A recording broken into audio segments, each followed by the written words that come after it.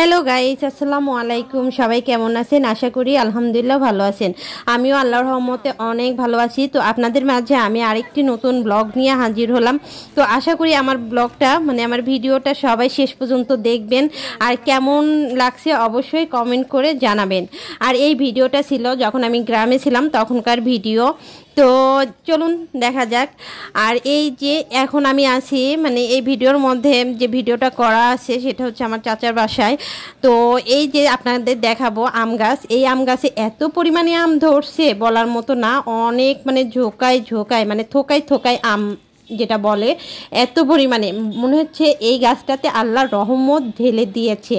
এত পরিমাণে আম ধরছে, দেখতেই পাচ্ছেন কি পরিমাণে আম ধরছে এই গাছটাতে। তো এই আম গাছটা কিন্তু নাম হচ্ছে আমরুপালি। আর আপনাদের কাছে আমরুপালি আমটা কেমন লাগে অবশ্যই কমেন্ট করে জানাবেন। আমার তো ভীষণ পছন্দ আমরুপালি আমটা, কারণ এই আমটা অনেক মিষ্টি থাকে।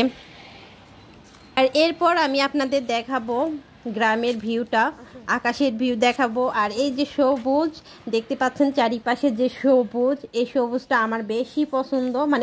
কেন জানি সবুজ দেখলে আমার খুবই ভালো লাগে, শান্তি লাগে, মনের ভিতরে আসলে একটা শান্তি শান্তি অনুভব হয়।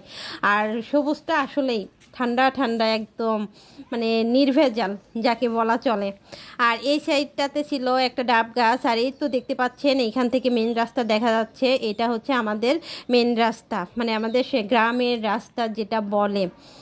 তো এই পর্যন্তই এই ভিডিওটা। এরপর আমি চলে আসছি আম কাটতে, আমার বাচ্চারা আম খাবে এই জন্য আম কাটতে চলে আসছি। আর এইগুলো কিন্তু একদম অরিজিনাল গাছ পাকা আম। তো আপনাদের সঙ্গে এই আমগুলো শেয়ার করব।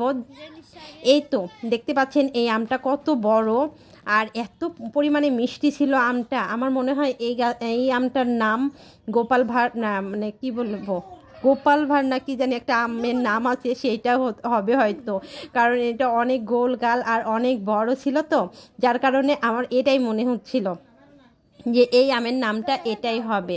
জানি না, আমি আমের নাম মনে রাখতে পারি না, তবে আমরুপালিটা চিনি। আর হচ্ছে হাড়িভাঙ্গা আর যেটা বলে যে হিমসাগর, এটা আমি চিনি। তো এরপরে আমি একটা আম নিলাম, সেটা হচ্ছে আমাদের গাছের আম এটা। আর ওইগুলো ছিল আমাদের রিলেটিভ আম পাঠিয়েছিল সেগুলো। আর এইটা হচ্ছে আমাদের গাছের আম। আর আমাদের গাছের আম এত মিষ্টি আর এত মজাদার বলার মতো না, একদম ফরমালিন মুক্ত, তো খেতে অনেক মজা লাগছে। আর এই বছরে আম অনেক আসছিল, এটা আল্লাহর রহমত। আম খেয়েছি আলহামদুলিল্লাহ, আল্লাহর কাছে লাখ লাখ শুকরিয়া। আর আমি আপনাদের কেটে দেখাবো এই আমটা কতটা মিষ্টি আর কতটা সুন্দর, আর ভিতরের অংশটা কাটলে কেমন দেখা যায়। তো আপনি ভিডিওটা দেখতে থাকেন, অবশ্যই ভালো লাগবে আপনাদের কাছে। আম যেমন আমার কাছে বেশি ভালো লাগে, আমার বাচ্চাদের কাছেও তেমন অনেক পছন্দের আম, ওরাও আম অনেক পছন্দ করে। তবে আমার মনে হয় কি, আমি সব কিছুর থেকে আম একটু বেশি পছন্দ করি। আর দেখেন কত সুন্দর, ভিতরটা একদম লাল হয়ে গেছে। আর ভিতরের যে আটি, আমের যে আটি, এটা কিন্তু দেখাই যাচ্ছে না। আর এই তো এত সুন্দর আমগুলো, খুবই সুন্দর। আর কি বলবো, এত মিষ্টি, না খেলে বোঝা যাবে না যে আসলে আমটা কত মিষ্টি ছিল। তো এরপর আমি আমগুলো সব আস্তে আস্তে কেটে নিলাম, কারণ সবাই মিলে খাবো, এই জন্য সবগুলো আম আমি একসঙ্গে আস্তে আস্তে করে কেটে নিলাম। আর এই তো দেখতে পাচ্ছেন আমের আটিগুলো আছে, আমগুলো প্রায় কাটার শেষের দিকে।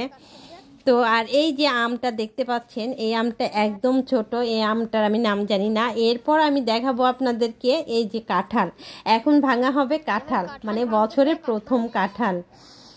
আর আমাদের গাছের কাঁঠাল কিন্তু অনেক মিষ্টি, অনেক মিষ্টি, অনেক মিষ্টি। খেলে কি বলবো, মনে হবে যে কত সুন্দর একটা খাবার খাইতেছি, এত মিষ্টি ছিল কাঁঠালগুলো। আমার কাছে আম যেমন ভালো লাগছে, এবার কাঁঠালটাও অনেক মিষ্টি ছিল, কাঁঠালও ভালো লাগছে। আর কোষগুলা দেখছেন কত সুন্দর। আর যেহেতু এটা ছিল বছরের প্রথম কাঁঠাল, পাকছিল না, গাছে পাকেনি, আব্বু পেড়ে রাখছিল, তারপর লবণ দিয়ে রাখছিল, এরপর কাঁঠালটা পাকছে। আর আমার বাচ্চাগুলো খুবই পাগল হয়ে গেছিলো নানু বাড়িতে গিয়ে, যে কখন কোন ফলটা খাবে, খুবই এক্সাইটেড ছিল। আর কখন কাঁঠাল খাবে সেই ইয়াতেই ছিল ওরা। তবে কাঁঠালগুলো বেশি বড় সাইজগুলো মানে বেশি বড় ছিল না, মিডিয়াম সাইজ ছিল, যার কারণে কাঁঠালগুলো সবগুলো মানে খাওয়া হয়ে গেছিল ভাঙার সঙ্গে সঙ্গে, নষ্ট হয়নি আল্লাহর রহমতে, কাঁঠালগুলো খাওয়া হয়ে গেছে। অনেকের কাছে রসাল কাঁঠাল আর এই কাঁঠালটা শেষ হওয়ার পরে আপু আরো নেক্সট টাইমে কাঁঠাল পাড়ছিল, আর সেই কাঁঠালটার ভিডিও আপনাদের সঙ্গে শেয়ার করব, সেটা অবশ্যই আপনারা এই ভিডিওর মধ্যে দেখতে পাবেন, তাহলে দেখতে থাকুন ভিডিওটা শেষ পর্যন্ত। মানে রসাল আমি সব। আর এই তো এই কাঁঠালটাই হচ্ছে সেই কাঁঠাল, মানে নেক্সটে যে কাঁঠালটা পাড়ছিল। আর এই তো দেখতে পাচ্ছেন কত সুন্দর কাঁঠালের ঘ্রাণ বের হয়েছে, অনেক মজাদার আর অনেক সুস্বাদু কাঁঠাল। আসলে কাঁঠাল না খেলে বোঝা যাবে না কতটা সুন্দর ছিল কাঁঠালটা। আর গ্রামে গেলে এই যে ফলগুলো না খেলে বোঝা যায় না, আর শহরে থাকলে ফরমালিন দেওয়া থাকে, অনেক দিন ধরে দোকানে থাকে, সেই খাবারের আসলে স্বাদ পাওয়া যায় না। আর এইগুলো গাছের থেকে পাড়া তো, যার কারণে এগুলো ফ্রেশ থাকে, অনেক টাটকা থাকে, আর খাবারের মানটাও অনেক ভালো থাকে, মানে ফলগুলো অনেক ভালো থাকে, অনেক মিষ্টি থাকে।